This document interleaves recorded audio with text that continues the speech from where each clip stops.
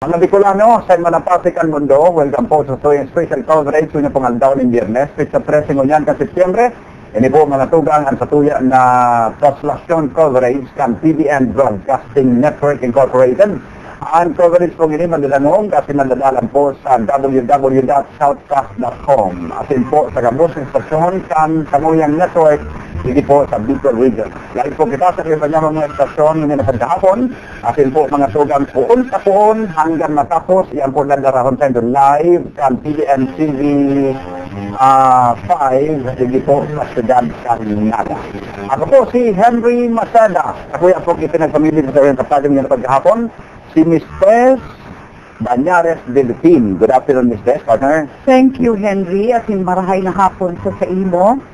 Marahay na hapon po sa inyo kabos, mga tugang. Asin, welcome po sa Samuyang live coverage broadcast na ihahatid sa inyo muna maghapon sa gigibuhon ng Translasyon 2013. Growing in Catholic faith in Jesus with Mary for the service of social transformation. Mga tugang, iyan po ang satuyang tema kan satuyang Fiesta 2013. Salamat sa Diyos, kiina. Sa kita po nagkakatiripon liwat para po sa iyang taunan na kapiestahan. Liwat, ako po si Tess Banyares Delphine at sin Diyos marhay na aldaw sa Indogabos. Tama. Tama yan, Tess, ano? Nagpapasalamat kayo sa man na hinasa ko yung panahon mo niya na aldaw, and this is our 103rd year. Yes, kasi nag-300 years kita kan 300 year anniversary ang devotion ka sa tuyang man na ka 103 po na taon mo niya na aldaw, and sabi ko nga ni partner Tess, kita nagdadanog mo niyan sa DCGB Legazpi. I see. Okay. Maraming hapon po sa mga taga-Legazpi. Sa mga taga-Legazpi, and nadanog po kita sa DCMD sa Daet Camarines Norte, sa DCM Sorsogon, at po simulcast kita sa DWOK-FM o DCOK-FM o OK-FM dito po sa Ciudad Carnaga. Then, ang sa tuyang mga pag-iliba, naka-paltag o naka-Korea. Sabi nga ni po ni Naga City. Naka-Korea po sa ibang area, sabi partner Tess. Sa muya pong mga station managers, mga reporters and anchormen kan sa tuyang network, naka-reinforce mo niya. Yeah, oo. Na aldaw. Naka-assign sila sa ibang location. Si Henry. Ano yan sa Sorsogon, Daet, Legazpi, garaon mo niya dibisinda para magtuwang sa tuyang comprehensive coverage. Full reinforcement. Yes, of course. And duman sa Francia, sa Pina-Francia Shrine, yan duman ang sa tuyang station manager si Andy Spinar. Live siya ngunyan. Duman sa Doon, manood po siya. Then sa ibang area? Igo po kitang sarong location pa na masunod sa Biscas. And yaon duman sa muyang station manager na si Billy Banana. Opo. Kaibahan niya si Nikki Abundabar. And duman sa, digdi sa may Penetrancia Avenue po sa overpass. Kaibahan ka po dyan si June Derla. Duman partner duman sa tuyang sunod na location. Partner dyan si Tupi na... Tupi, Rifane? Rivera. Rivera. Yes. Then sa Cathedral, si Melvin Machado and si Mike Lupino. Mga tropa tam. And si Tupi Maravillas. Sa Crown Hotel. Sa Crown Hotel, yaon duman ang sa tuyang pag-iriba. Si June. Si Repani. Yun, may partner pala doon sa Crown. And sa Cathedral, si Melvin and Mike, nili sa baba ka lang, sa studio na, si Dante Maravillas, ang siyang partner dyan, important from DCGB Legazpi. Exciting ining marhay sabi Henry, sa unan po, igwa kita ng mga magagayon na mga pangyayari, igwa makita ng medyo dikit lang na mga plot, po talaga isa man yan mapi-perfect. Alagad, iyan po gabos mapapagayon, mapapamarhay, ninuli po sa tabang kan mga disiplinado tanangon niya ng mga buidores, sa tuyang mga pag-iribang Bicolno ng mga Pilgrinos na nagbabaklay at yan siguro mas lalo pa inyong i-explain ka sa tuyang bisita. Kita baga po gabos nagbabaklay Henry, gabos sa akita mga Pilgrinos. In fact, masarti po kita digit sa siyudad ni Naga, sa ang City of Naga baga sabi Henry, declared as pilgrim. Yes, kaya imagine more than 3 million to 4 million people, so individuals ang nagbibisita taon-taon sa kada pista kan sa tuyang patroness kan Bicolan. Correct. And bago ko lang tabi yan partner Tess, so mga nagdalalan mo yan sa TV, nagdanog sa radyo, pwede sila mag-log on sa www.southcast.com. Oo. Live streaming. Naka-live streaming kita, audio and video streaming. Sa mga nasa US, Canada, ibang parte ng mundo na may internet, pwede. Maski po dyan sa inyong lugar, pwede po sila mag-lalong, pwede mag-dalang kung sa yung coverage ko niya na ako. Okay, mga tugang tatabangan po kita sa mga partners na mga reporters sa luwas. Sila po ang matao sa tuyaning live and feed broadcast mula sa mga pangyayari dyan sa Pinampo, hali po sa Peña Francis Shrine, pasiring po sa Naga Metropolitan Cathedral, kung saan po, pag-abot po kang prosesyon, magkakaigwaliwat din na Santa Misa na panginginutan kan sa tuyang ginagalangan na Arzobispo kan Archdiocese kan Cáceres, si Bishop Rolando Tria-Tirona. So, siring man, importante man tabi, Henry, na matatabangan kita na pag-discuss, mag-diskutir kan iba-ibang mga bagay na dapat ang ihapot. Spiritual side on what we are celebrating now. Of course, yaon po, as in, ipabisto ko na siya tabi, Henry, sa satuyan. Sige, kompleto sa tuyang coverage. Yaon na po siya digdi. Kung kita eksperto, pag-abot sa interpretasyon. Authority talaga siya, Henry. O, to discuss all of this. Eksperto ini sa araw kaning bagay, kung kaya masurte kita mo niyan sa mas gwapo sa sakuya. Oo. Very cooperative ini. Mga tugang. Sabi, partner test. Sa sakuyang tuo po, yaon ang satuyang bisita.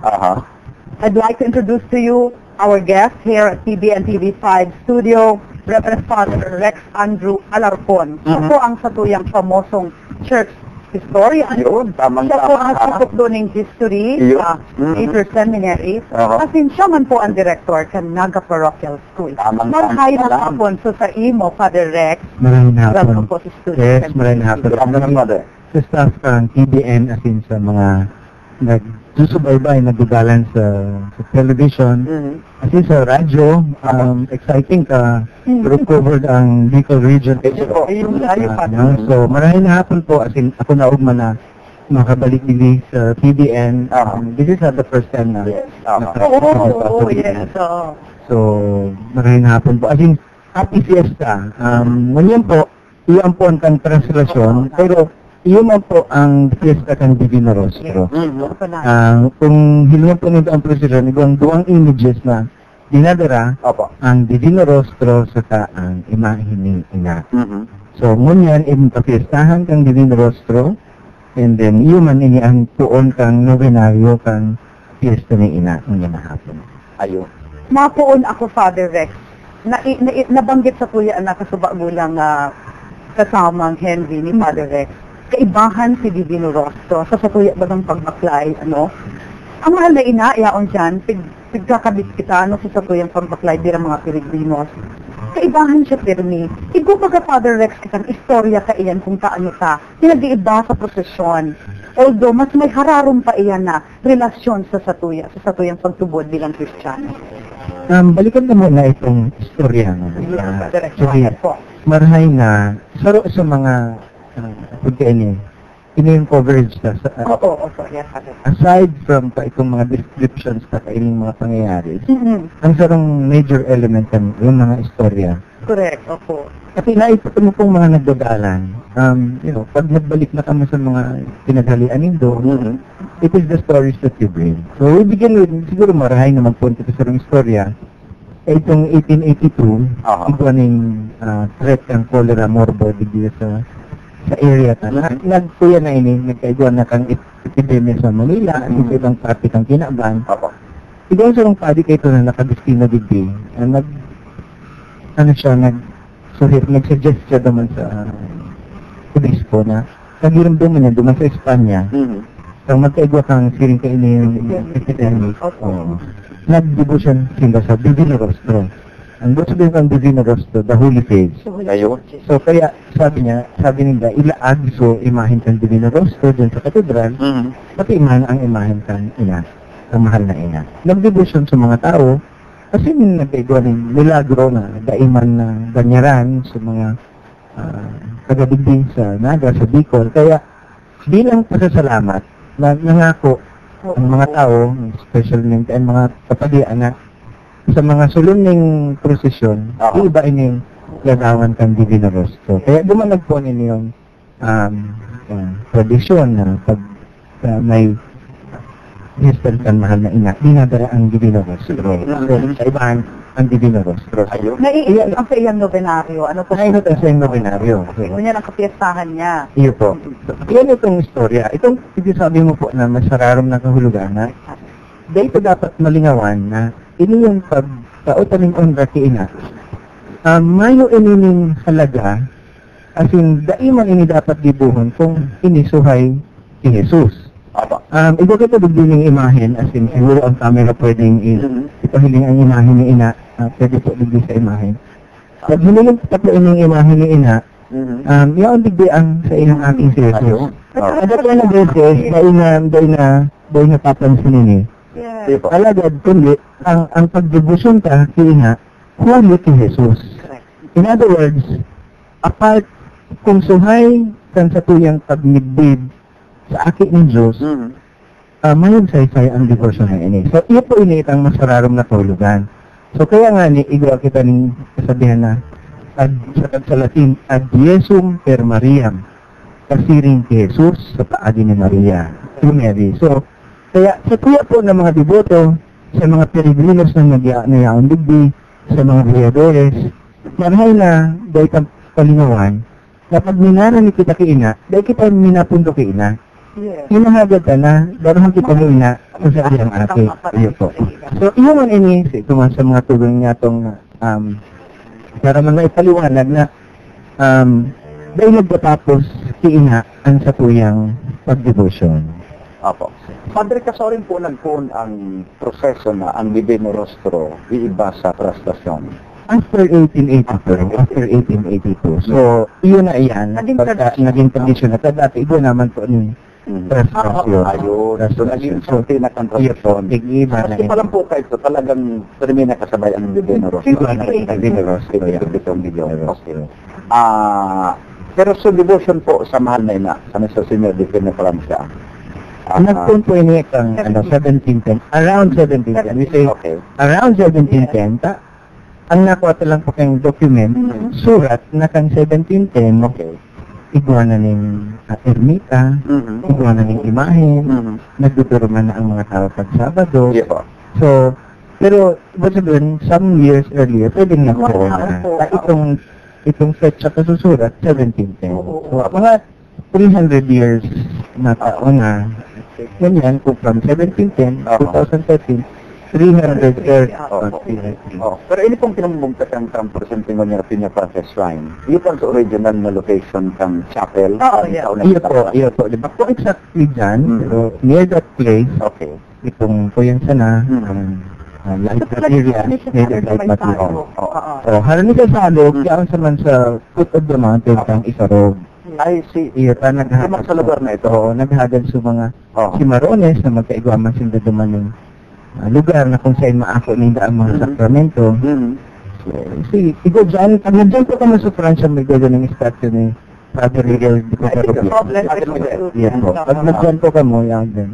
Itong tadi na nagdarakan, di ba? Pero nga nito po, our father, so chapel was made of bamboo, paka ito. Made of light materials. Hindi pong padring ini, Padre, haling Espanya mismo yun, na inassign din sa Bicol, umisaro sa misyonaryo.